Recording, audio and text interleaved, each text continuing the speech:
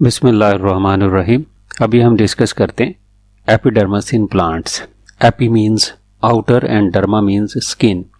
तो प्लांट्स में outermost usually single layer of cell होती है जो कि प्लांट ऑर्गन्स को या प्लांट बॉडी को कवर करती है, दैट इज़ द एपिडर्मस। और एपिडर्मस में लिविंग सेल्स होते हैं ये, और एक कॉन्टिन्यूस लेयर की सूरत में प्रेजेंट होती है प्लांट के सारे ही ऑर्गन्स के ऊपर।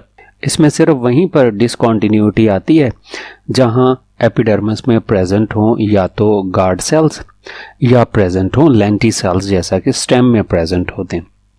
नहीं तो एक कंटिन्यूअस लेयर है विदाउट एनी इंटरसेल्यूलर स्पेसिस। और यूजुअली प्लांट्स में ये होती है uniseriate. Uniseriate means it is composed of single layer of cells only. लेकिन कुछ प्लांट्स में ये बाइसीरिएट और मल्टीसीरिएट भी हो सकती है। बाइसीरिएट मीन्स जब ये दो लेयर्स की सूरत में प्रेजेंट हो, और मल्टीसीरिएट मीन्स मोर देन 2 लेयर्स जो हैं प्रेजेंट हैं अगर, तो ये कंडीशन कहलाती है multiseriate. As far as cell structure concern है तो सेल्स जो हैं एपिडर्मस के they may be irregular in outline, shape, size और अरेंजमेंट के लिहाज से वेरी कर सकते हैं, जैसे हमने यहाँ देखा।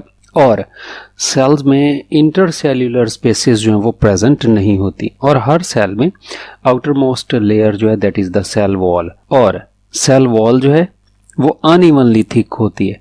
अनइवनली थिक से हमारी मुराद ये कि जैसे ये एपिडर्मस है तो इसकी इनर वॉल्स और रेडियल वॉल्स जो है वो थिक होती हैं as compare to the outer walls. Outer walls इस वजह से भी थिक नहीं हो सकती कि आउटर वॉल के आउटसाइड पर प्रेजेंट होता है in most of the cases cuticle जो इसको प्रोटेक्ट करके रखता है। तो इनर और रेडियल वॉल्स जो हैं वो थिक इस वजह से होती हैं कि इस पर इम्पर्गनेटेड है, इस पर लगा हुआ है सुब्रीन और क्यूटिन, और सुब्रीन की डेपोजिशन जो है वो कहलाती है सुबराइजेशन, और क्यूटिन की डेपोजिशन जो है वो कहलाती है क्यूटिनाइजेशन, जिस वजह से इसकी वॉल्स जो हैं इनर और रेडियल जो हैं एज कम्पेयर टू थिक होती हैं ताकि मैक्सिमम प्रोटेक्शन जो है वो प्रोवाइड की जा सके।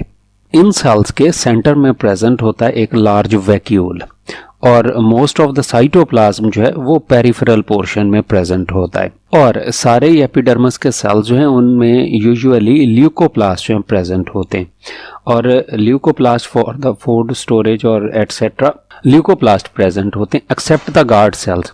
गार्ड सेल्स सिर्फ ऐसे एपिडर्मल सेल्स हैं जिनमें क्लोरोप्लास्ट जो हैं प्रेजेंट हैं, और ये फोटोसिंथेसिस कर पाते हैं जो कि फिर हेल्प करते हैं इनकी ओपनिंग और क्लोजिंग में, फोटोसिंथेटिक प्रोसेस जो है।